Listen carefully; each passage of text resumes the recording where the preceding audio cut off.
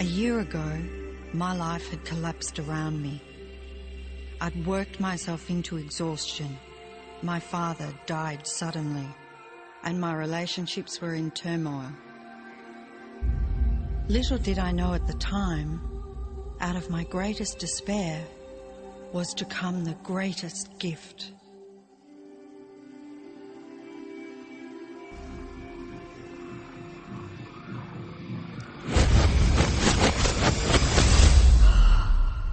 I'd been given a glimpse of a great secret.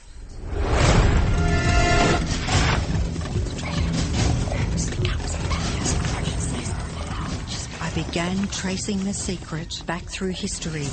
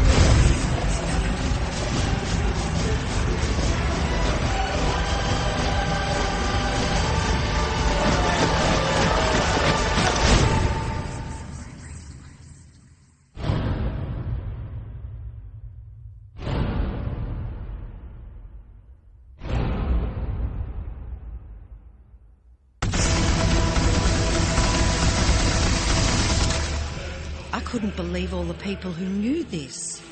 They were the greatest people in history.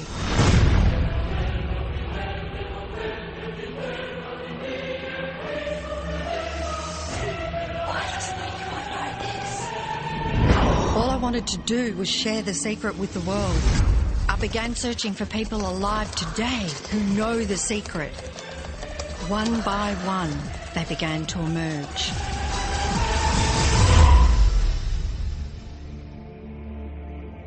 You know, this secret gives you everything you want. Happiness, health, and wealth. You can have, do, or be anything you want. We can have whatever it is that we choose. I don't care how big it is. What kind of a house do you want to live in? Do you want to be a millionaire? What kind of a business do you want to have? Do you want more success? What do you really want? I've seen many miracles take place in people's lives. Financial miracles, miracles of physical healing, mental healing, healing in relationships. All of this happened because of knowing how to apply the secret. This is the great secret of life.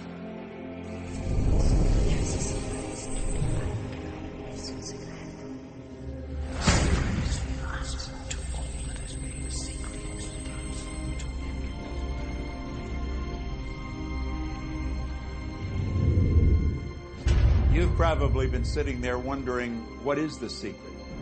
I'll tell you how I have come to understand it. We all work with one infinite power. We all guide ourselves by exactly the same laws. The natural laws of the universe are so precise that we don't even have any difficulty building spaceships. We can send people to the moon, and we can time the landing with the precision of a fraction of a second. I don't care if you're in India, if you're in Australia, New Zealand, Stockholm, or London, or Toronto, or Montreal, or New York. We're all working with one power, one law. It's attraction. The secret is the law of attraction. Everything that's coming into your life, you are attracting into your life.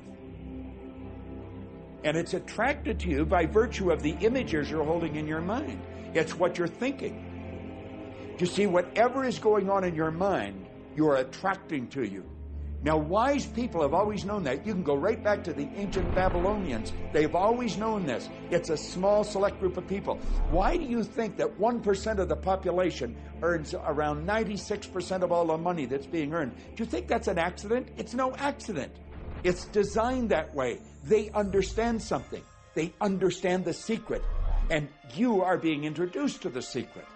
The simplest way for me to look at the law of attraction is if I think of myself as a magnet, and I know that a magnet will attract to it. Very basically put, the law of attraction says that like attracts like. But we're really talking at a level of thought. Our job as humans is to hold on to the thoughts of what we want, make it absolute clear in our minds what we want, and from that we start to invoke one of the greatest laws in the universe, and that's the law of attraction. You become what you think about most, but you also attract what you think about most. If you see it in here, you're going to hold it here. And that principle can be summed up in 3 simple words. Thoughts become things. What most people don't understand is a thought has a frequency. Every thought has a frequency. We can measure a thought. And so if you're thinking that thought over and over and over again, or if you're imagining in your mind, okay, having that brand new car, having the money that you need, building that company, finding your soulmate, if you imagine what that looks like, you're emitting that frequency on a consistent basis. Thoughts are sending out that magnetic signal that is drawing the parallel back to you. See yourself living in abundance, and you will attract it. It always works. It works every time with every person. Here's the problem. Most people are thinking about what they don't want, and they're wondering why it shows up over and over and over again. The law of attraction doesn't care whether you perceive something to be good or bad, or whether you don't want it or whether you do want it. It's responding to your thoughts. So if you're sitting there looking at a mountain of debt, feeling terrible about it, that's the signal you're putting out into the universe. Wow, I feel really bad because of all this debt I've got. You're just affirming it to yourself. You feel it on every level of your being. That's what you're going to get more of.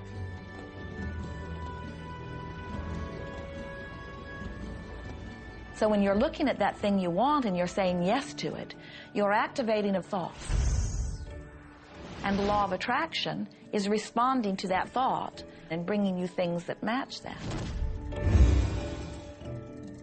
But when you are looking at something that you do not want and you shout no at it, you're actually not pushing it away. Instead, you're activating the very thought of what you do not want, and now law of attraction is lining those things up for you also.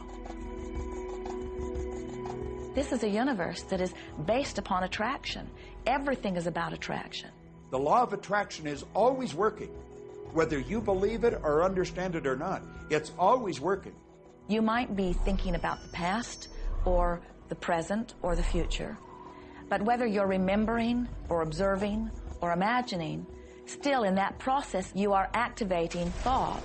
And law of attraction, which is the most powerful law in the universe, is responding to your thought. Creation is always happening.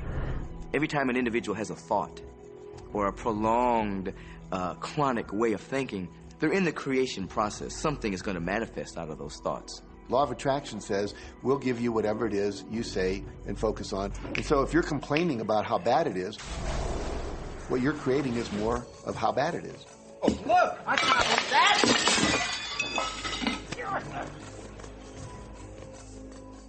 I had a student named Robert. Robert was a gay man, and he was taking an online course I have, part of which entails email access to me. And he outlined all of the grim realities of his life. In his job, all the people ganged up on him.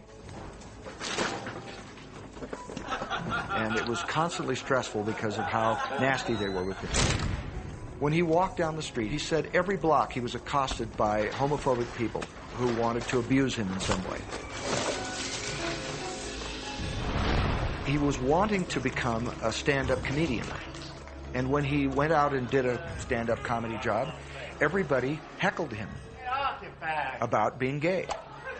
And his whole life was one of a lot of unhappiness and misery, and it all focused around this idea of being attacked because he was gay. I began to teach him that he was focusing on what he did not want. I had directed him back to his email that he sent me and said, read it again. Look at all the things you do not want that you're telling me about. And I can tell you're very passionate about this. When you focus on something with a lot of passion, it makes it happen even faster. And then he really started taking this thing about focusing on what you want to heart. And he began really trying it. What happened within the next 6 to 8 weeks was absolutely a miracle. He said that all the people in his office that had been harassing him either transferred to another department, quit working at the company, or started totally leaving him alone, and he began to love his job. He noticed that when he was walking down the street that nobody came up to him and harassed him anymore. They just weren't there. I'm a very, very gay man. When he went and did his stand-up comedy routines, he started getting standing ovations and nobody was heckling him. His whole life changed because he changed from focusing on what he did not want, what he was afraid of, what he wanted to avoid, to focusing on what he did want.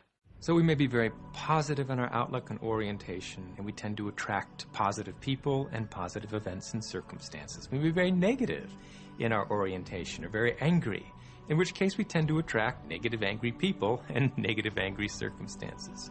And so you end up attracting to you the predominant thoughts that you're holding in your awareness, whether those thoughts are conscious or whether they're unconscious. That's the rub. If you look very carefully when it comes to the secret and the power of our mind and the power of our intention in our daily lives, it's all around us. All we got to do is open our eyes and look. You see law of attraction evidenced in your society when you see that the one who speaks most of illness has it. When you see that the one who speaks most of prosperity has it. Law of attraction is evident everywhere around you, if you are understanding what it is. It has to do with you being a magnet, attracting thought, attracting people, attracting events, attracting lifestyle. Indeed, everything that you bring into your experience, you bring because of this powerful law of attraction. I mean, I'm not talking to you from the point of view of just wishful thinking or imaginary craziness. I'm talking to you from a deeper, basic understanding. Quantum physics really begins to point to this discovery. It says that you can't have a universe without mind entering into it. That the mind is actually shaping the very thing that is being perceived. Now, if you don't understand it, doesn't mean you should reject it.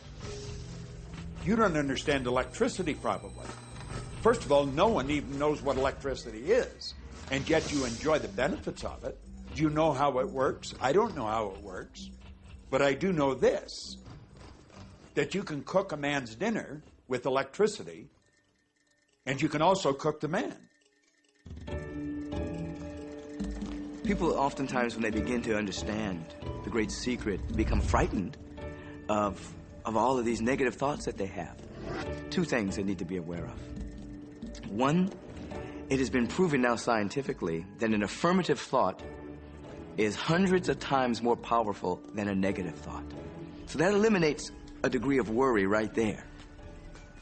You live in a reality where there is this buffer of time, and truly that serves you. You're really not wanting to be in an environment where your thoughts manifest immediately.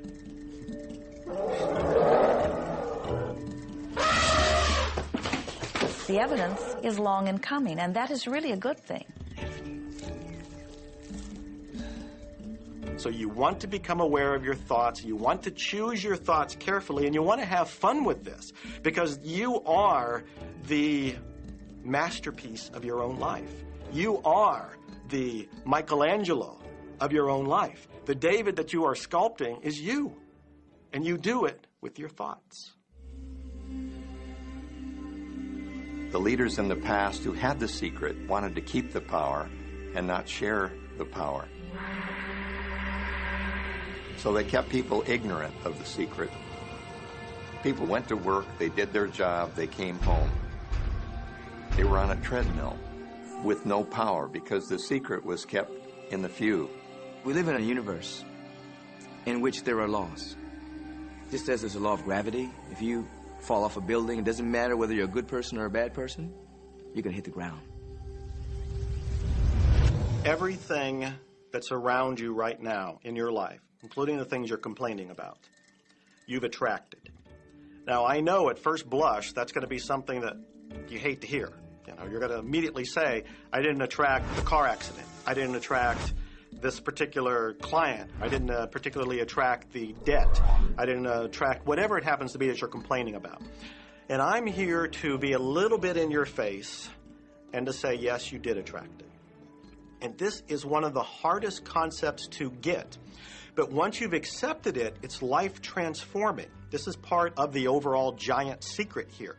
And most of us attract by default. We just think that we don't have any control over it. Our thoughts are on autopilot, our feelings are on autopilot, and so everything is just brought to us by default. Now, if this is your first time to hear this, it may feel like, oh, I have to now monitor my thoughts. This is going to be a lot of work. It will seem like that at first, but that's where the fun begins. We do not encourage that you try to monitor your thoughts. That will sort of make you crazy. There are so many thoughts coming to you from so many different directions about so many different subjects. That's where your emotional guidance system comes in. Your emotions, your emotional guidance system is what helps you to understand what you're thinking. So your thoughts cause your feelings. The emotions are this incredible gift that we have to let us know what we're attracting. There are only two emotions from our perspective. One feels good and one feels bad. You call them all sorts of different things, but essentially, all of those negative emotions, whether you call it guilt or anger or frustration, all feel much the same. They do not feel good. And all of those are guidance saying that which you are thinking about right now is not in line with what you are really wanting. On another level, it's called bad frequency or bad vibes or whatever you want to call it. The one that feels good, that feeling of hope or happiness or love, that good feeling, that positive emotion, is guidance saying that which you are thinking right now is in alignment with what you are wanting. So it's really so simple. It's right there. The answer is, what am I attracting right now? Well, how do you feel? I feel good. Well, good. Keep doing that. Our feelings are a feedback mechanism to us about whether we're on track or not, whether we're on course or off course. The better you feel, the more in alignment you are. The worse you feel, the more out of alignment you are. What you are doing as you are moving through the variety of your day-to-day experience is you are offering thoughts that are literally formulating your future experience. And you can tell by the way you feel if the things that you're moving toward will please you when you get there.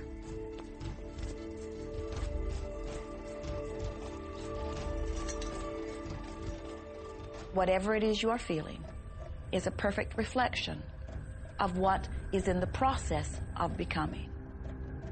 And you're getting exactly what you're feeling about, not so much what you're thinking about. That's why people, if they stub their toe out of bed, they tend to spiral.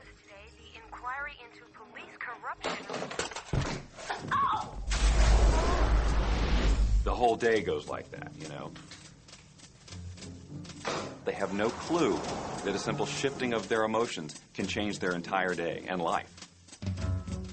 If you start out having a good day and you're in that particular happy feeling, as long as you don't allow something to change your mood, you're going to continue to attract, by the law of attraction, more situations, circumstances, people that sustain that happy feeling.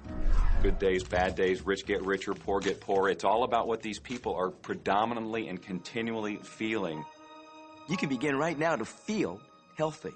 You can begin to feel prosperous. You can begin to feel the love that's surrounding you, even if it's not there. And what will happen is the universe will correspond to the nature of your song. The universe will correspond to the nature of that inner feeling and manifest, because that's the way you feel. So basically what you focus on with thought and feeling is what you attract into your experience, whether or not it's something you want. What you think and what you feel and what manifests is always a match. every single time, no exception. It's hard to swallow.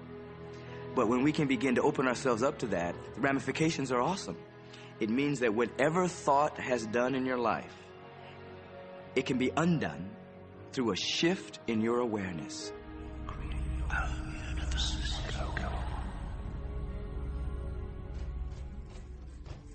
It's really important that you feel good, because this feeling good is what goes out as a signal into the universe and starts to attract more of itself to you.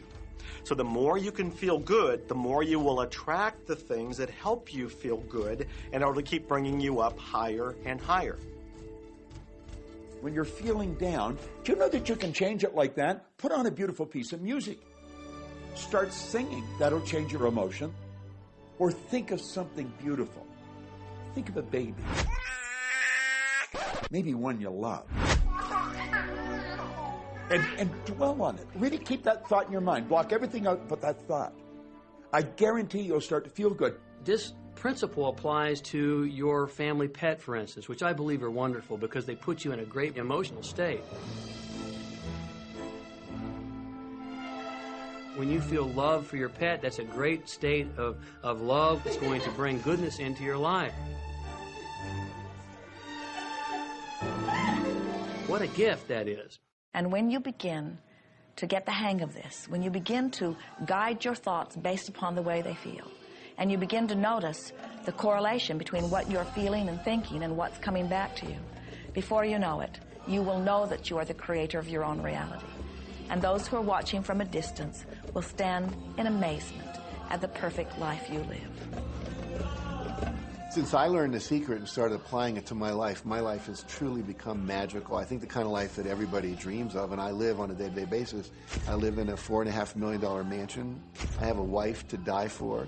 I get to vacation in all the fabulous spots of the world. I've climbed mountains, I've explored, I've been on safaris. And all of this happened and continues to happen because of knowing how to apply the secret. Life can be absolutely phenomenal, and it should be, and it will be, when you start using the secret.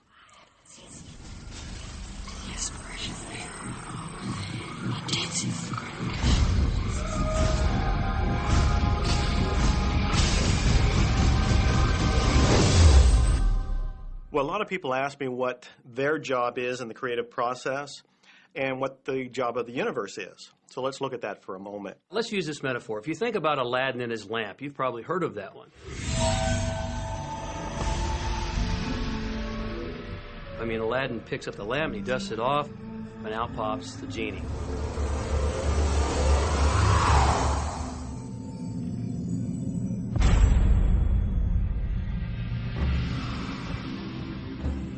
And the genie always says one thing. Your wish is my command. If you trace the story back to its origins, you know, we now think that there's 3 wishes, but if you trace the story back to its origins, there's absolutely no limit whatsoever to the wishes. Think about that one. Now, let's take this metaphor and blow it out and apply it to you in your life. Remember, Aladdin is the one who always asks for what he wants. Then you've got the universe at large, which is this grand genie, and traditions, you know, have called it so many different things. Your holy guardian angel, your higher self. I mean, we could put any label on it, and you choose the one that works best for you. But every tradition has told us there's something bigger than us. And the genie always says one thing. Your wish is my command. So we like to say to you that the creative process is a 3-step process. Step 1 is you must ask for what you want. You do not need to use words to ask. In fact, the universe is not even hearing words from you. The universe is responding completely to your thought.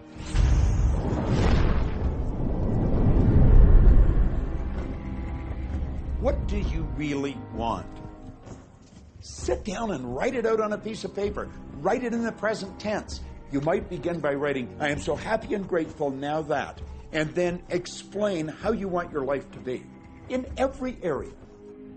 And this is really fun. This is like having the universe as your catalog, and you flip through it and you go, well, I'd like to have this experience, and I'd like to have that product, and I'd like to have a person like that. It is you just placing your order with the universe. It's really that easy. The second step is answer, an answer to what you're asking. And that is not your work in your physical form. The universe will do that step for you. All of the universal forces are responding to the thoughts that you have set into motion. Your wish is my command. And the universe will start to rearrange itself to make it happen for you. Most of us have never allowed ourselves to want what we truly want because we can't see how it's going to manifest. If you do just a little research, it is going to become evident to you that anyone that ever accomplished anything did not know how they were going to do it. They only knew they were going to do it. You don't need to know how it's going to come about. You don't need to know how the universe will rearrange itself. You don't know how. It'll be shown to you. You will attract the way. So then our friends say, something must be going terribly wrong because I know I am asking, so where's my stuff? And we say, you are asking. You are completing step one. You can't help but do that. The universe is answering every time, no exception. But there is another step that you must understand, and it is called step 3, which is the receiving step, which means you must bring yourself into alignment with what you're asking for. When you're in alignment with what you want, you feel wonderful. That's what enthusiasm is. That's what joy is. That's what appreciation is. That's what that feeling of passion is. But when you are feeling despair or fear or anger, those are strong indicators that you are not right now in alignment with what you're asking for. And so when you begin to realize that the way you feel is everything, and you begin to direct your thoughts based upon how they feel, little by little, you can find the feeling place of it, and now you are one with it, and now it must manifest into your experience.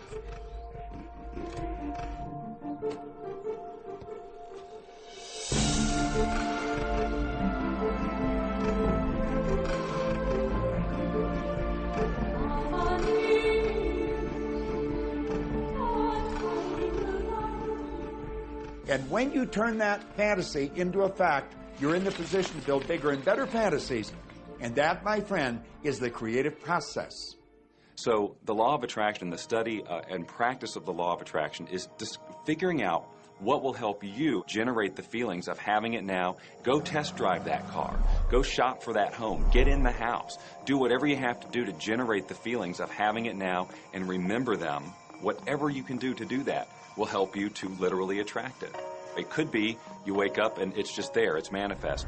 Or you might get some inspired idea of some action to take. You certainly shouldn't be going, well, I could do it this way, but man, I would hate that, because you're not on the right track if that's the case.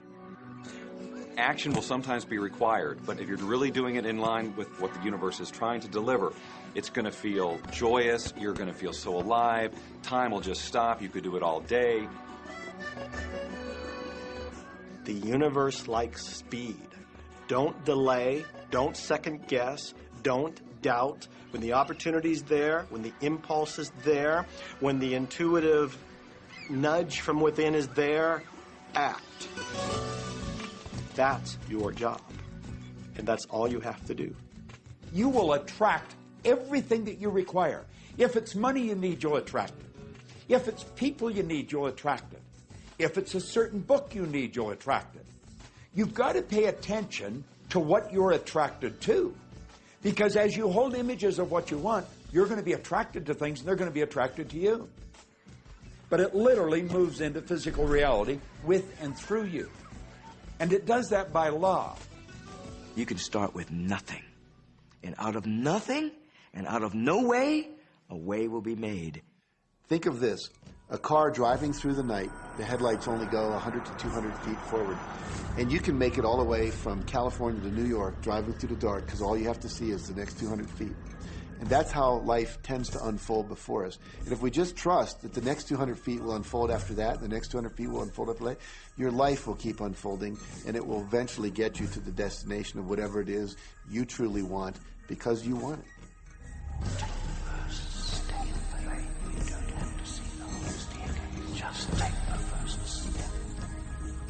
Well, another thing people wonder about is how long is this going to take? How long will it take to manifest the car, the relationship, the money, whatever it happens to be? Well, I don't have any rule book that says it's going to take you 30 minutes or 3 days or 30 days. I think it's more a matter of you being in alignment with the universe itself. Size it's nothing to the universe. It is no more difficult to attract on a scientific level something that we consider huge to something that we consider infinitesimally small. The universe does everything it does with zero effort. Grass doesn't strain to grow. It's effortless. It's just this great design. It's all about what's going on up here. It's about what we put in place, saying this is big, it's going to take some time. This is small, oh, I'll give it an hour. You know, those are our rules that we define. There are no rules according to the universe. You provide the feelings of having it now, it will respond. Some people have an easier time with little things, and so we sometimes say, well, start with something small, like a cup of coffee. Make it your intention to attract a cup of coffee today. Hold an image of talking to an old friend that you haven't seen for a long time. Somehow or another, somebody's going to start talking to you about that person. That person's going to phone you, or you'll get a letter from them. People are amazed how that I line up car parks, and I've done this right from when I first understood the secret. I would visualize a car space exactly where I want it, and 95% of the time it would be there for me, and I'd just pull straight in.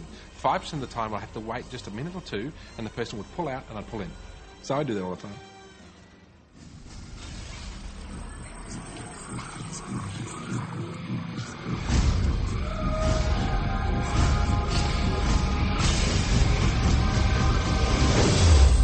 A lot of people feel stuck or in prison or confined by their current circumstances. And I'm trying to point out that whatever your circumstances right now, that is only your current reality. And current reality will begin to change as a result of watching this and beginning to use the secret. But sometimes it feels like you're stuck because you continue to think the same thoughts over and over again. And so you tend to get the same results over and over again.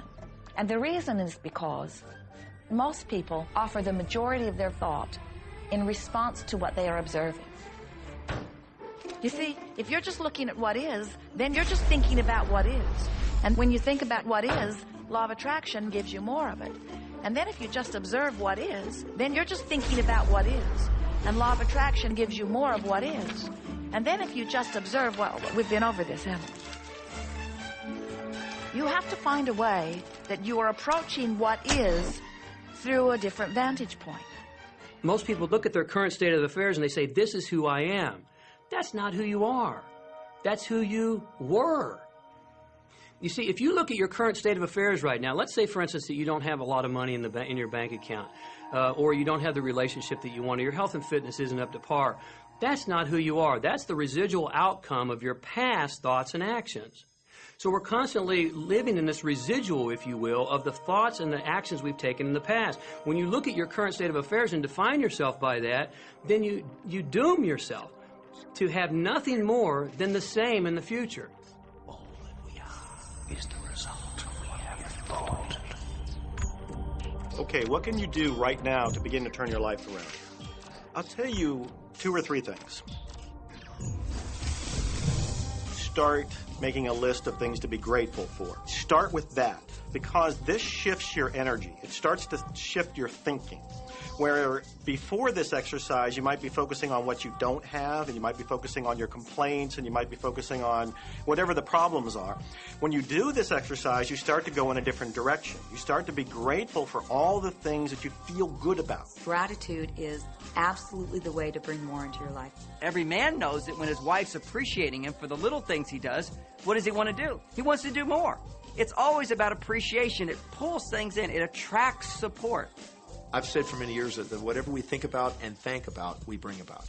Because that's that feeling that you have to have, you know. And so for me, it's been such a powerful exercise every morning to get up and say thank you. Every morning when my feet hit the floor, thank you. And then I start running through what I'm grateful for as I'm going to brush my teeth and do the things I do in the morning. And I'm not just thinking about them and doing some rote routine, but I'm putting it out there and I'm feeling the feelings of gratitude. Because as soon as you start to feel differently about what you already have, you will start to attract more of the good things, more of the things you can be grateful for. Because you can look around and say, well, look, I don't have the car I want. I don't have the house I want. I don't have the health I want. I don't have the spouse I want. Oh, back up, back up. Those are all the things you don't want. Focus on what you already have that you're grateful for. And it might be you have the eyes to watch this.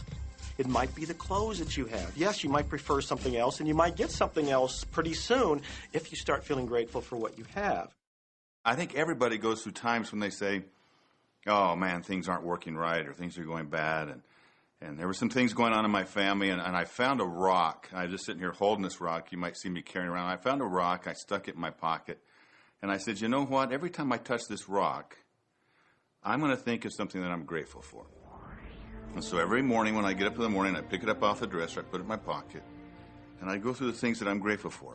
At night, what do? You empty your pocket, and there it is again. And I've had some different experiences with that. I've had some amazing experiences. I had a guy from South Africa, and every time he saw me drop it, he said, what is that? Well, what's that? I explained it to him, so he started calling it a gratitude rock. Gratitude rock. 2 weeks later, I got an email from him, from South Africa. And he said, my son is dying from a rare disease. It's a type of hepatitis. He said, would you send me 3 gratitude rocks? Now, they're just rocks I found off the street, you know? So I said, sure. I had to make sure that the rocks were very special. And so I went out to the stream, looked, picked out the right rocks, and sent them off to him.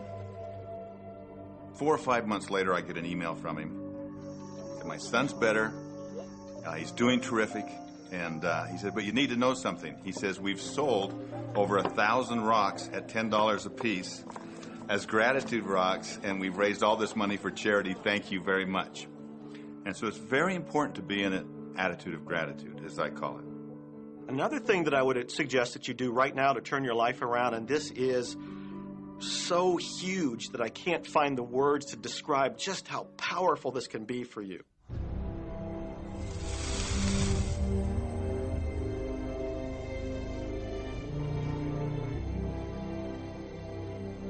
I took the visualization process from the Apollo program and instituted it during the 1980s and 90s into the Olympic program.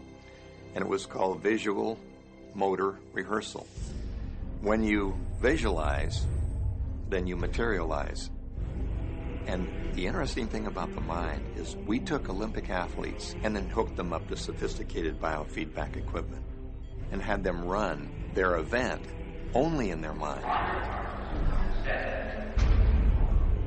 Incredibly, the same muscles fired in the same sequence when they were running the race in their mind as when they were running it on the track. How could this be?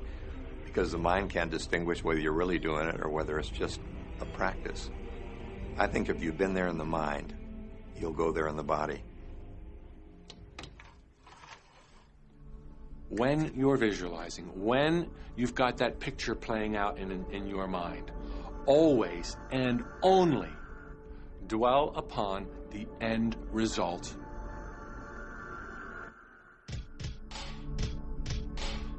Here's an example. Look at the back of your hands right now.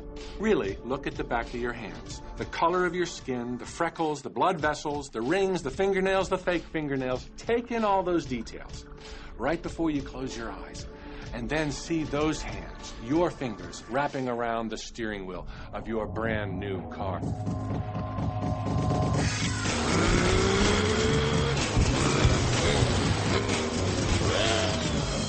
This is such a holographic experience, so real in this moment, that you don't even feel like you need the car because it feels like you already have it. It's the feeling that really creates the attraction, not just the picture or the thought. And I think for a lot of people, they think, well, if I think positive thoughts, or if I visualize having what I want, that'll be enough. But if you're doing that and still not feeling abundant or feeling, loving and joyful, then it doesn't, from my mind, really create the power of the attraction. This is where the secret actually moves into action.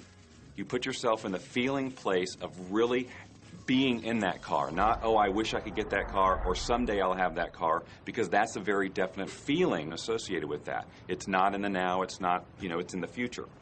If you stay in that feeling, it will always be in the future. Feel the joy, feel the happiness, no matter how silly it seems in that dark and quiet room, and you're going, woohoo!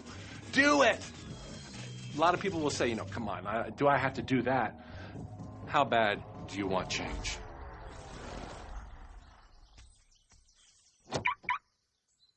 Now that feeling and that inner seeing will begin to be an open doorway through which the power of the universe will begin to express. What power I cannot say. All I know is that it exists. Our job is not to figure out the how. The how will show up out of the commitment and the belief in the what. The hows are the domain of the universe. It always knows the shortest, quickest, fastest, most harmonious way between you and your dream. If you turn it over to the universe, you will be surprised and dazzled by what is delivered to you. This is where magic and miracles happen. Well, I would say you want to do this virtually daily, but my disclaimer is this should never be a chore. What's really bottom line importance here to the whole secret is feeling good. You want to feel exhilarated by this whole process. You want to be high, happy, in tune as much as possible.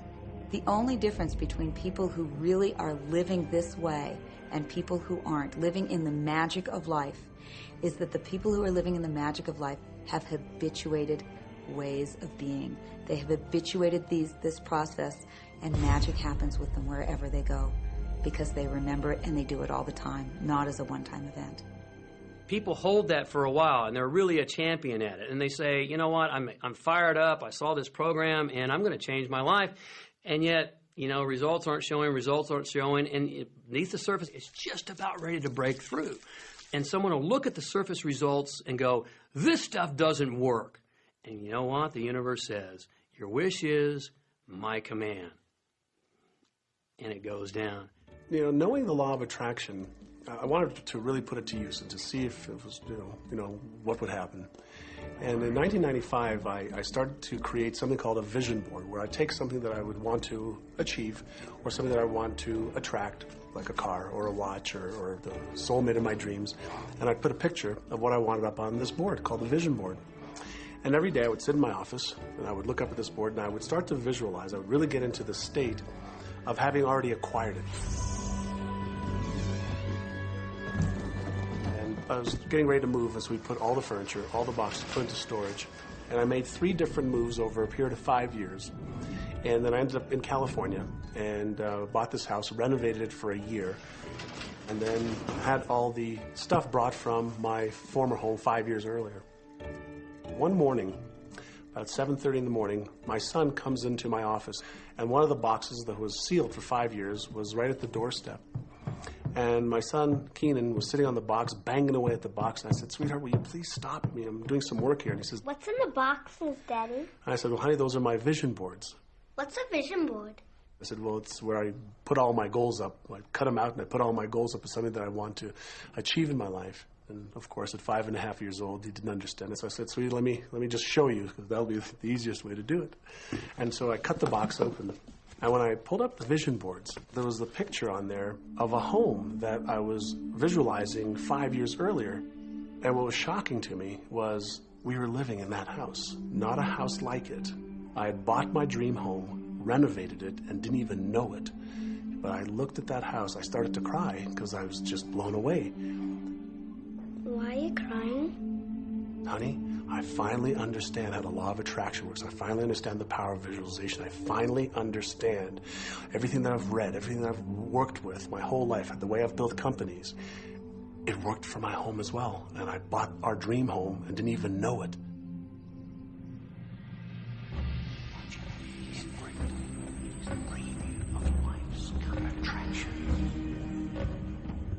Decide what you want.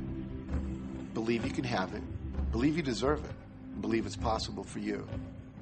And then close your eyes every day for several minutes and visualize having what you already want and feeling the feelings of already having it. Come out of that and focus on what you're grateful for already. And really enjoy it, okay? And then go into your day and release it to the universe and trust that the universe will figure out how to manifest it.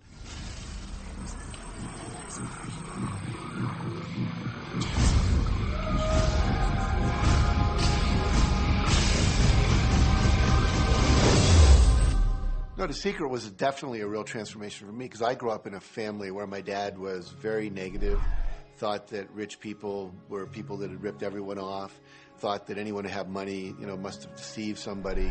And so I grew up with a lot of beliefs about money, that if you had it, it made you bad. Only evil people have money. And, money doesn't grow on trees. That was a big one. Who do you think I am, Rockefeller? That was one of his favorite phrases. So I grew up truly believing that life was difficult, that it was hard, you had to struggle. And it was only when I met W. Clement Stone that I literally began to shift my life. Whatever the mind of man can conceive and achieve. When I was working with Stone, he said, I want you to set a goal that's so big that if you achieved it, it would blow your mind. And you would know it's only because of what I've taught you that you would have achieved this goal. Well, at the time, I was making about $8,000 a year. And for some reason, I wanted something that was really measurable. So I said, I want to make $100,000 in a year. Now, I had no idea how I could do that. I saw no strategy, no possibility, but I just said, I'm going to declare that, I'm going to believe it, I'm going to act as if it's true, and release it. And so I did that. And one of the things he taught me was every day to close your eyes and visualize the goal as if it's already achieved. And I had actually made a $100,000 bill that I put on the ceiling. So the first thing I'd see when I woke up, I'd look up and there it was. It would remind me that this was my intention. And then I would close my eyes and visualize having this $100,000 a year lifestyle. And interestingly enough, nothing major happened for about 30 days. I didn't have any great breakthrough ideas. No one was offering me more money. And all of a sudden, I was in the shower. It was about 4 weeks into it, and I had a $100,000 idea. It just came right into my head. I had a book I had written, and I said, if I could sell 400,000 copies of my book at a quarter each, that would be $100,000. Now, the book was there, but I never had this thought. And one of the secrets, I think, is that when you have inspired thought, you have to trust it, and you have to act on it. Now, I didn't know how to do that. I didn't know how I was going to sell 400,000 copies. We'd never done that. And then I saw the National Enquirer at the supermarket. I had seen that millions of times, and it was just background. And all of a sudden, it jumped out of me as foreground, and I thought, wow, if readers knew about my book, certainly 400,000 people would go out and buy it. And about 6 weeks later, I gave a talk at Hunter College in New York to 600 teachers, and this lady comes up at the end and she says, that was a great talk. I'd like to interview you. Let me give you my card. And I said, who do you write for? I'm a freelancer, but I sell most of my stuff to the National Enquirer. And I had this little theme from the Twilight Zone went off in my head. Like, whoa, this stuff's really working. So that article came out, and our book sales started to take off. But the point I want to make is that I was attracting into my life all these different events, including this person. And to make a long story short, I did not make $100,000 that year. We made $92,327. But do you think we were like depressed and going, this doesn't work? No, we were going, whoa, this is amazing. And so my wife said to me, wow, if it works for 100,000, you think it'll work for 1 million? And I said, I don't know. I think so. Let's try it. My publisher actually wrote me a check as a royalty check for our first Chicken Soup for the Soul book. And he actually put a smiley face in his signature because it was the first $1 million check he'd ever written. And so I know from my own experience, because I wanted to test it, does this secret really work? And when we put it to the test, it absolutely worked. And now I live my life from that every single day. Well, I can just imagine what a lot of people that are watching this are thinking. And that is, how can I attract more money into my life? How can I get more of the green stuff? How can I get more wealth and prosperity? How can I, when I love my job, deal with the credit card debt that I have?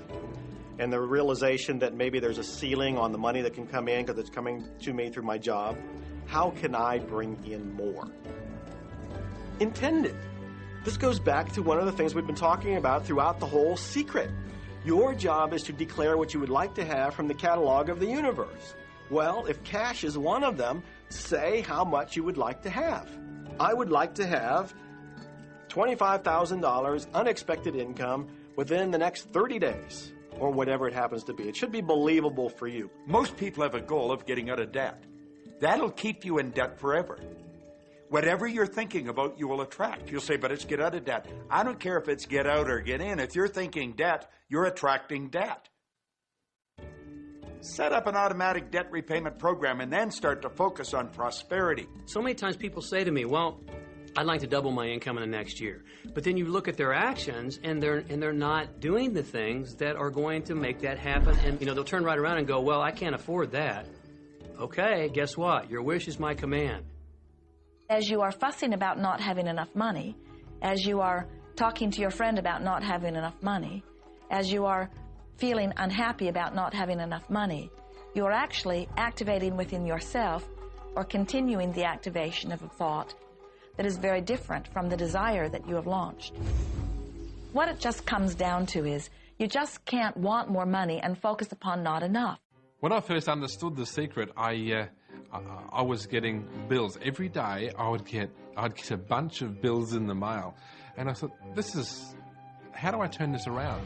The law of attraction states that what you focus on, you will get. So I got a bank statement. I whited out the total and I put a new total in there. I put exactly how much I want to see in the bank. So I thought, what if I just visualize checks coming in the mail? So I just visualize a bunch of checks coming in the mail. Within just 1 month, things started to change. And it is amazing. Today, I just get checks in the mail. I get a few bills, but I get more checks than bills. I grew up on you have to work hard for money, you have to work hard for money. And so I replaced that with money comes easily and frequently. Now, in the beginning, it feels like a lie, right? There was a part of your brain that will say, oh, you liar, it's hard.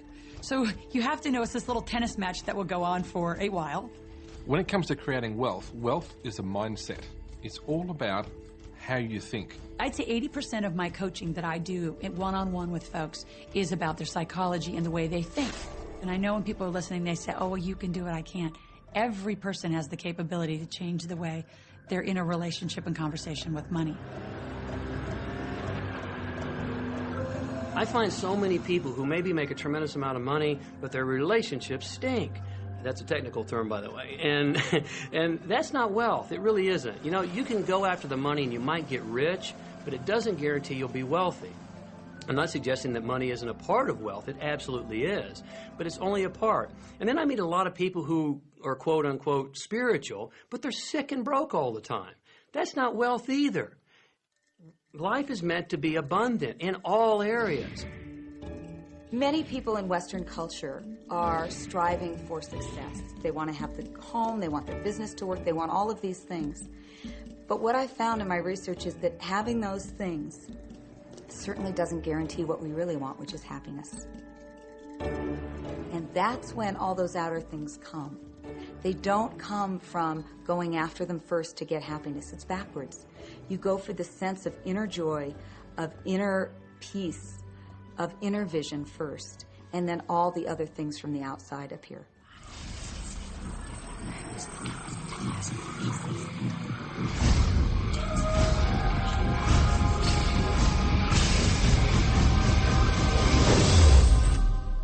The secret means for me actually that we are creators of our universe, and that every wish of what we want to create will manifest in our life.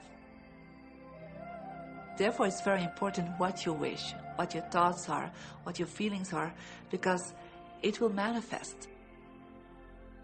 Now, one day I went into somebody's home, and he was an art director of a very famous film producer. And in every corner, he had this beautiful image of a woman, a naked woman dressed with a fabric, kind of doing this, kind of saying, oh, I don't look at you, I don't see you, And I said, I think you have trouble in your romance. Are you a clairvoyant or something? No, but look, 7 places you have exactly that woman. But I love that kind of painting. I painted it myself. That's even worse, I said, because you put all your creation and your creativity in it. Now, he's this gorgeous-looking man. He has all these actresses around him because that's the work he does. He doesn't get romance. I said, what do you want? Well, I want to date 3 women a week. Okay, paint yourself with 3 women and hang it in every corner.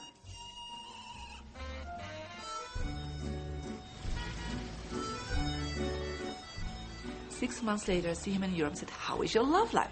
Great. They just call me. They all want to date me. Because that's your wish. Now I have like 3 dates a week. They're fighting over me. Good on you. But I really want to stabilize a little bit. I want marriage, and I want romance. Well, paint it, okay? So he painted a beautiful romantic relationship. And a year later, he got married and is very happy. Because he put another wish out. But he wished it in himself for years, but it did not happen. Because his wish could not manifest because the outer level of himself, his house, was just contradicting himself all the time. So if you know this knowledge, you should start playing with it. Inside relationships, it's important to first understand who's coming into the relationship. And I don't mean about your partner, I mean about you. How can you ever expect anyone else to enjoy your company if you don't enjoy your own company? And so, again, the law of attraction or the secret is about bringing that into your life, and you've got to get really, really clear. Here's the question I would ask you to consider. Do you treat yourself the way that you want other people to treat you? You become the solution for you. Don't now you owe me and you need to give me more. Instead, give more to yourself. Take time off to give to yourself, in a sense, to fill yourself up to fullness, to where now you can overflow in giving. I got into many relationships expecting my partner to show me my beauty. I needed to see him showing me my beauty because I didn't feel beautiful. Because when I was growing up, my sheroes were Charlie's Angels, or the Bionic Woman, Wonder Woman. And though they were wonderful women, none of them looked like me. It wasn't until I stopped and I fell in love with Lisa, full lips, round hips, mocha skin, afro, that the rest of the world began to fall in love with Lisa. There's something so magnificent about you. I have been studying me for 44 years. I want to kiss myself. Because you're going to get to love yourself. I'm not talking about conceit. I'm talking about a healthy respect for yourself. And as you love yourself, you'll love others. Sometimes people will say, those people at work are so negative, or the man I live with is so angry, or my children are so worrisome to me. And we say, you must orient yourself to the best part of those people who surround you. We encourage that you get a notebook and that you make a list of the positive aspects of the people that you spend a lot of time with.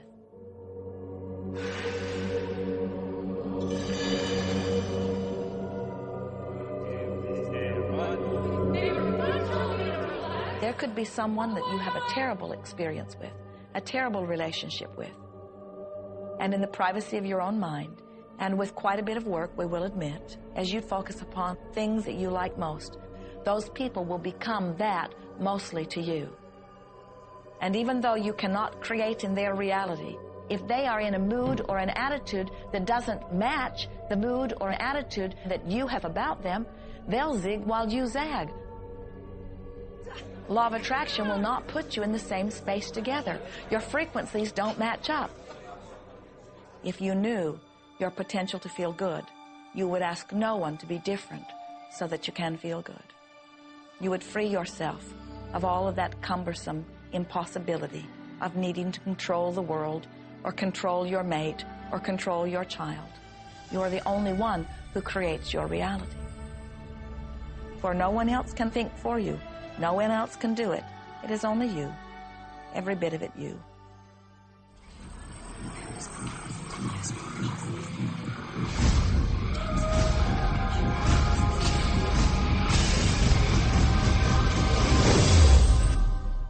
It's important to recognize that our body is really the product of our thoughts. We're beginning to understand in medical science the degree to which the nature of thoughts and emotions actually determines the physical substance and structure and function of our bodies. We've known in the healing arts of a placebo effect.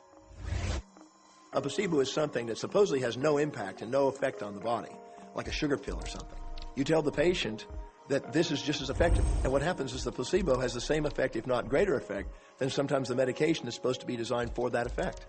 So they found out that the human mind is the biggest factor in the healing arts. more so than sometimes the medication. If somebody is in a situation where they're sick and they have an alternative to try to explore what is in their mind creating it versus using medicine, if it's an acute situation that could really bring death to them, then obviously the medicine is a wise thing to do while they explore what the mind is about. So you don't want to negate medicine. Every form of healing has a place. There is only a stream of well-being that flows, you know. It is a stream of pure positive energy. And the universe, all that we know, is abundant with only that. This is a world that is based upon well-being, and well-being dramatically abounds. And when you are allowing that stream to flow in its fullness, you feel very, very good. And when you are pinching it off a bit, you feel not so good. There is only a stream of goodness or well-being which you are allowing or not. And your magnificent emotions are telling you what the mix is, how you're doing in your allowing or your resisting of this connection. You know people who have had terminal disease. Stop and think of the word dis-ease. Hyphenate the word. That's a body that's not at ease. We've got 1,000 different diagnoses and disease out there. They're just the weak link. They're all the result of one thing: stress. And you put enough stress on the chain, you put enough stress on the system, and one of the links breaks. Our physiology creates disease to give us feedback, to let us know we have an imbalanced perspective and we're not loving and we're not grateful. So the body's signs and symptoms are not something terrible. The question that's frequently asked is when a person has manifested a disease in their body temple or some kind of discomfort in their life, through the power of right thinking, can it be turned around? And the answer is absolutely yes. On November 23rd, I was diagnosed with breast cancer. I truly believed in my heart, with my strong faith, that I was already healed. During the day, all day long, I would just say, thank you for my healing. On and on and on I went, thank you for my healing. I believed in my heart I was healed. I saw myself as if cancer was never in my body. One of the things I did to heal myself was to watch very funny movies. That's all we would do, is just laugh, laugh, laugh. We couldn't afford to put any stress in my life because we knew stress was one of the worst things you can do while you're trying to heal yourself. From the time I was diagnosed, which was November 23rd, to the time I was healed totally was approximately 3 months. And that's without radiation and chemotherapy. Well, we come with a basic program. It's called self-healing. You get a wound, it grows back together. You get a bacterial infection, the immune system comes and takes care of those bacteria and heals it up. The immune system is made to heal itself. Disease cannot live in a body that's in a healthy emotional state. Your body is casting off millions of cells every second, and it's creating millions of new cells. In fact, literally, parts of our body are replaced every day. Other parts take a few months, other parts a couple of years. But within a few years, we have a brand new physical body. If you have a disease and you're focusing on it and you're talking to people about it, you're going to create more disease cells. See yourself living in a perfectly healthy body. Let the doctor look after the disease. Can you feel the difference between having painful arthritis in your hips and feeling fearful about it, or having painful arthritis in your hips and feeling hopeful about it? The difference between fearful and hopeful is the difference between recovery or not. Happier thoughts lead to essentially a happier biochemistry, a happier, healthier body. Negative thoughts, stress, have been shown to seriously degrade the body and the functioning of the brain, because it's our thoughts and emotions that are continuously reassembling, reorganizing, recreating our body. Remove physiological stress from the body, and the body does what it was designed to do. It heals itself. I've seen kidneys regenerated. I've seen cancer dissolved. I've seen eyesight improve and come back. I always say that incurable means curable from within. You can change your life and you can heal yourself.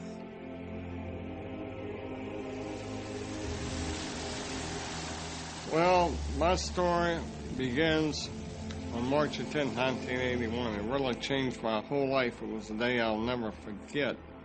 I crashed an airplane.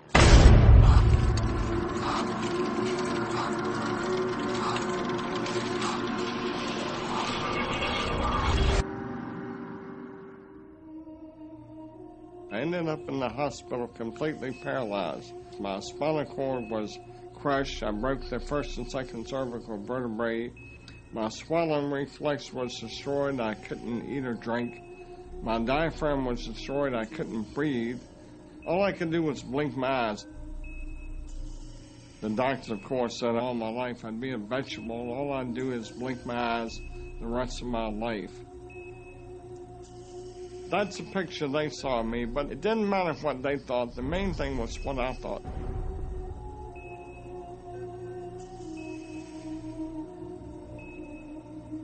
I picture myself being a normal person again, walking out of that hospital.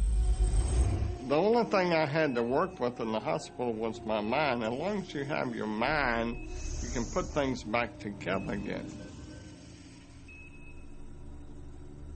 I was hooked to a respirator, and they said I'd never breathe on my own again because my diaphragm was destroyed. But this little voice kept saying to me, breathe deep, breathe deep.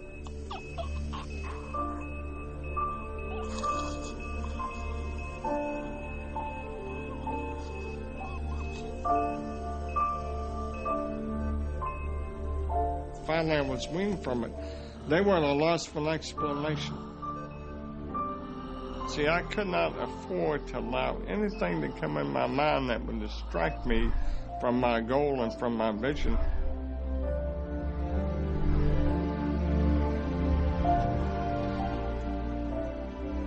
Well, I set a goal to walk out of the hospital on Christmas. That was my goal.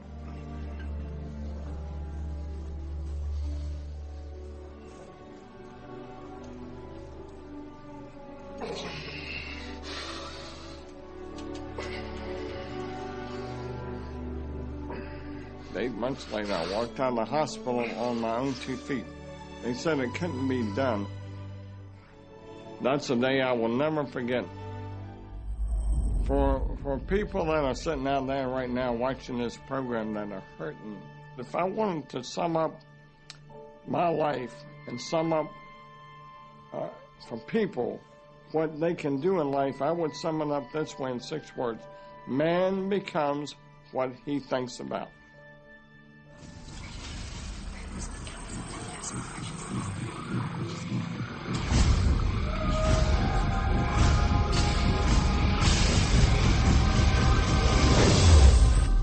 We notice that there are so many people who are living life in a very conditional way. They look out and they see things that are wonderful and they say, yes, we want more of those. We would vote for that. We would support that with our time and energy and money.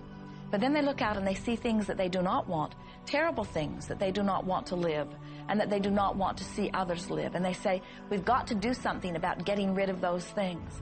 But they don't realize that as they push against the unwanted, they add power to it. In this world, there is a war against poverty and a war against cancer and a war against teenage pregnancy and a war against terrorism and a war against violence and a war against terrorism. We mentioned that there's a war against terrorism, and all of this pushing against is only adding to, because you can't say no and make it go away. When you shout no, law of attraction is lining that up. The reason that what you resist persists is because if you're resisting something, you're saying, no, I don't want this thing because it makes me feel this way, the way I'm feeling right now. So you're just putting out this really strong emotion of, wow, I really don't like this feeling, and it's there, and it just comes racing towards you. You know, the anti-war movement creates more war. The anti-drug movement has actually created more drugs because we're focusing on what we don't want, drugs. People will say, well, shouldn't I focus upon that? That is true. And we say, that is like saying, because someone gave their attention to something they did not want long enough that now it is manifested, I should do it too. And we say, we don't really understand that reasoning. Mother Teresa was brilliant. She said, I will never attend an anti-war rally. If you have a peace rally, invite me. You know, she knew. She understood the secret. I mean, look what she manifested in the world. So if you're anti-war, be pro-peace. If you're anti-hunger, be pro people having more than enough to eat. If you're anti a particular politician, be pro his opponent. Often elections are tipped in the favor of the person that people are really against because he's getting all the energy and all the focus. You want to focus on what you want, not what you don't want. It's okay to notice what you don't want because that gives you contrast to say, well, this is what I do want. But the fact is that the more you talk about what you don't want or talk about how bad it is, read about all of that all the time, and then say, oh, how terrible it is, well, you're creating more of that. You know, so many times people say to me, well, James, I have to be informed. Maybe you have to be informed, but you don't have to be inundated. Learn to become still and to take your attention away from what you don't want and all the emotional charge around it and place the attention on what you wish to experience. I always say when the voice and the vision on the inside become more profound and more clear and loud than the opinions on the outside, you've mastered your life. You are not here to try to get the world to be just as you want it to be. You are here to create the world around you that you choose, while you allow the world as others choose it to be, to exist also.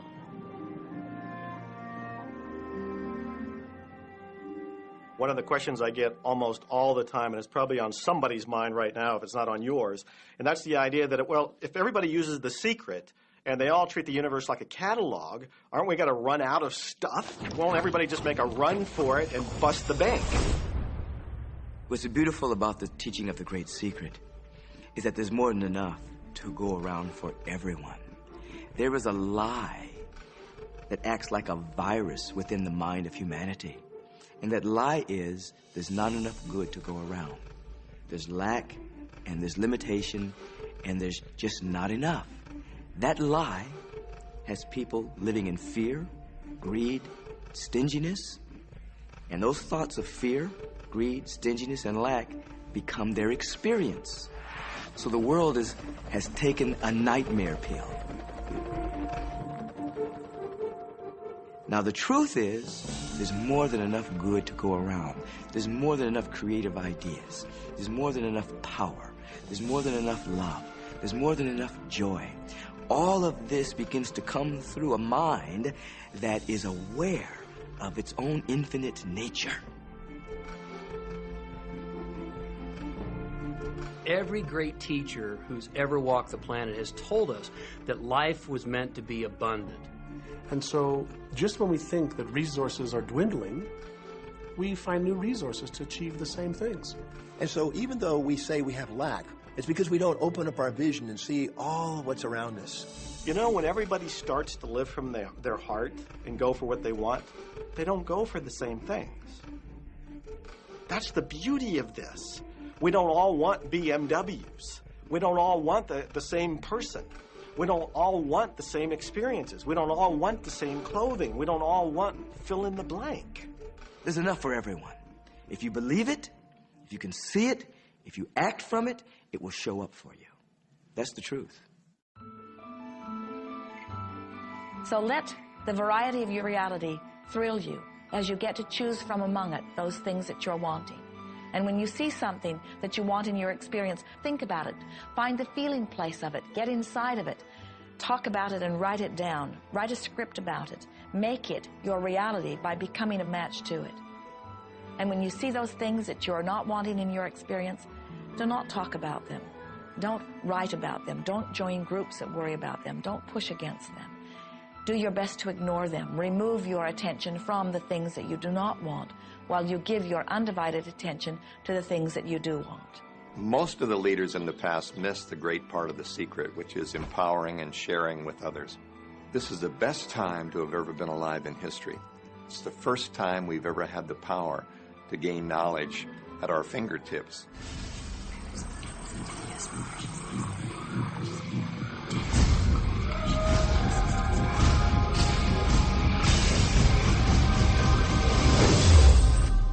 When we look around us, even at our own bodies, what we see is the tip of the iceberg.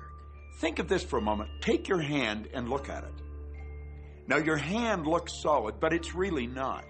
If you put it under a proper microscope, you'd see a massive energy vibrating. Everything is made up of the exact same thing, whether it's your hand, whether it's the ocean, or whether it's a star. Everything is energy. And let me help you understand that just a little bit. There's the universe, of course, and our galaxy, and our planet, and then individuals, and then inside of this body are organ systems, and then there's cells, and then there's molecules, and then there's atoms, and then there is energy. So there are a lot of levels to talk about something on, but everything in the universe is energy. I don't care what city you're living in, you've got enough power in your body, potential power, to illuminate the whole city for nearly a week. Most people define themselves by this finite body, but you're not a finite body. I mean, even under a microscope, you're an energy field. Well, what we know about energy is this.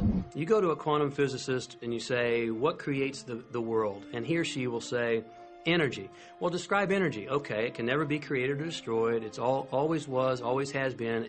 Everything that ever existed always exists. It's moving into form, through form, and out of form. Okay, great. You go to a theologian and you ask the question, what created the universe? And he or she will say, God. Okay, describe God. Always was and always has been, never can be created or destroyed, all that ever was, always will be, always moving into form, through form, and out of form. You see, it's the same description, just different terminology. And so if you think you're this meat suit running around, think again. You're a spiritual being. You're an energy field operating in a larger energy field. We're all connected. We just don't see it. There isn't an out there and an in here. Everything in the universe is connected. It's just one energy field.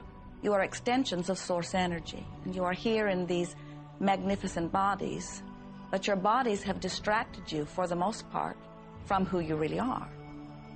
You are source energy. You are eternal beings. You are God force.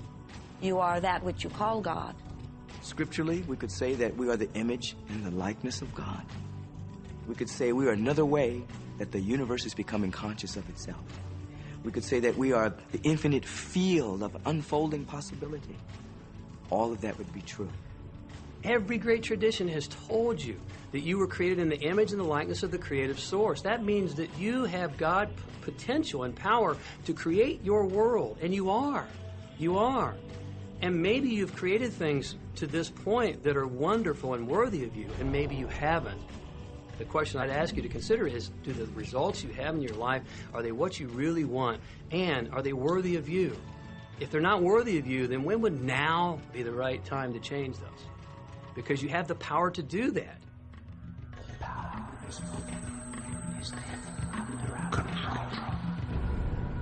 You know, a lot of people feel like they're victims in life, and they'll often point to past events, perhaps growing up with an abusive parent or in a dysfunctional family.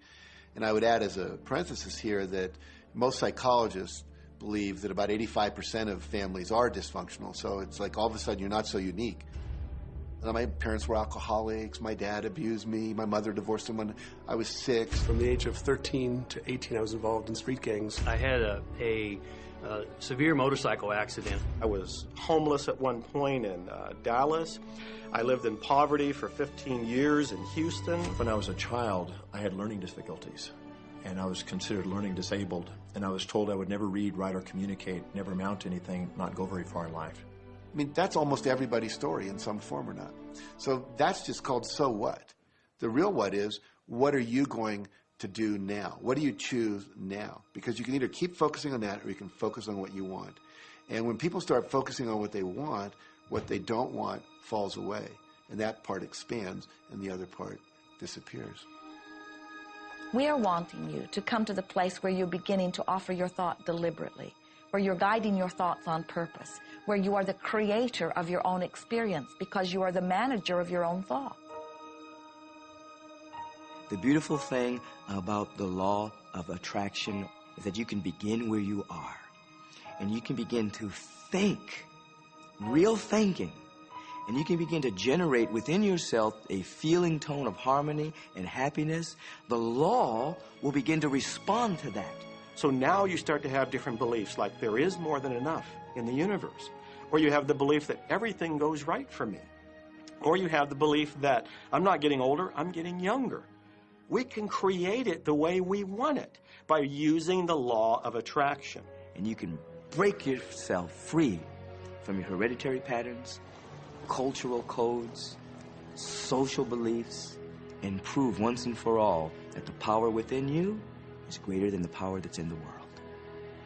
Some of you may be thinking, well, that's very nice, but I can't do that, or she won't let me do that, or he'll never let me do that, or I haven't got enough money to do that, or I'm not strong enough to do that, or I'm not rich enough to do that, I'm not. Every single I'm not is a creation. Whether you can or you can't, you are right. Are there any limits to this? Absolutely not. We are unlimited beings. We have no ceiling. The capabilities and the talents and the gifts and the power that is within every single individual on this planet is unlimited.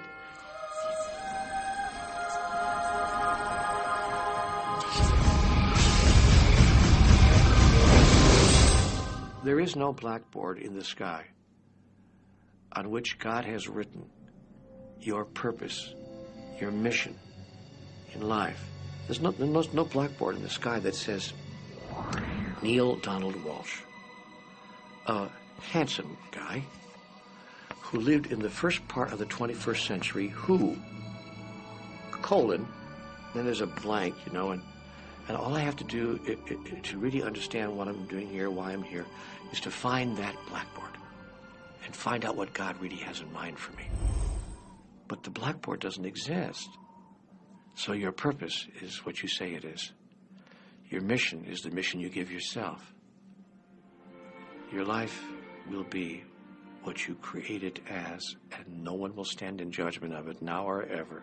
It took a lot of years for me to get this, because I grew up very much with this idea that, you know, there was something I was supposed to do, and if I wasn't doing it, I was like, God wouldn't be happy with me, you know? When I really got that my primary aim was to feel and experience joy, then I began to do only those things which brought me joy. We have a saying, you know, if it ain't fun, don't do it, you know? Joy, love, freedom, happiness, laughter. That's what it is. And if you've just experienced joy sitting there and meditating for an hour, by golly, do that. If you experience joy eating a salami sandwich, then do that. When I pet my cat, I'm in a state of joy. When I walk in nature, I'm in a state of joy. So I want to constantly put myself in that state. And when I do that, then all I have to do is have the intention of what I want, and what I want manifest. So inner happiness actually is the fuel of success. Anything that makes you feel good is always going to be drawing in more. You are listening to this right now. It's you that drew this into your life. It's your choice whether you want to take it and utilize it. If it feels good, if it doesn't feel good, then you know, let it go. Find something that feels good, that resonates with your heart.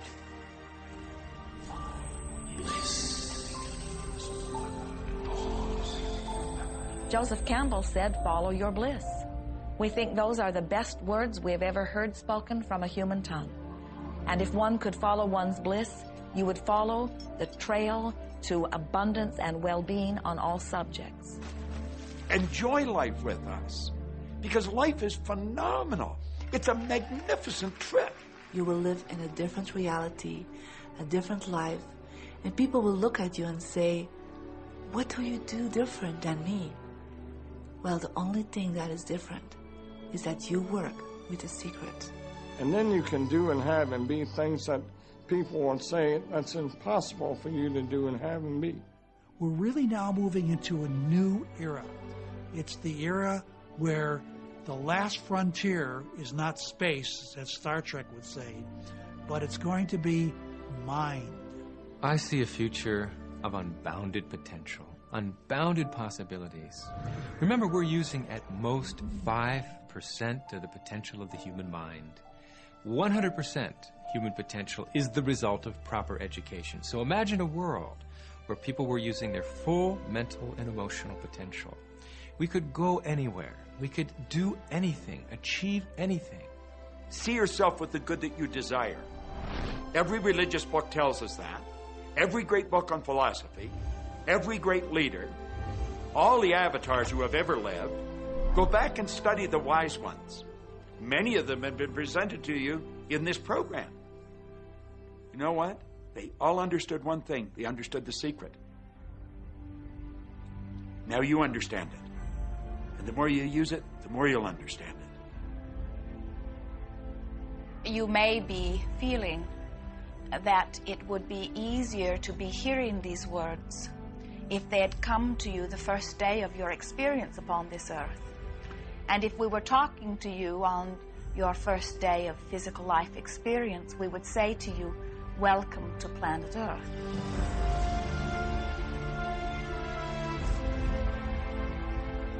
There is nothing that you cannot be or do or have. You are a magnificent creator, and you are here by your powerful and deliberate wanting to be here. Go forth, giving thought to what you are wanting, attracting life experience to help you decide what you want, and once you have decided, giving thought only unto that. Most of your time will be spent collecting data that will help you decide what it is you want. But your real work is to decide what you want and then to focus upon it. For it is through focusing upon what you want that you will attract it. That is the process of creating. I believe that you're great, that there's something magnificent about you. Regardless of what has happened to you in your life, regardless of how young or how old you think you might be, the moment you begin to think properly, there's something that is within you, there's power within you that's greater than the world, it will begin to emerge. It will take over your life. It will feed you. It will clothe you. It will guide you, protect you, direct you, sustain your very existence if you let it. Well, that is what I know for sure.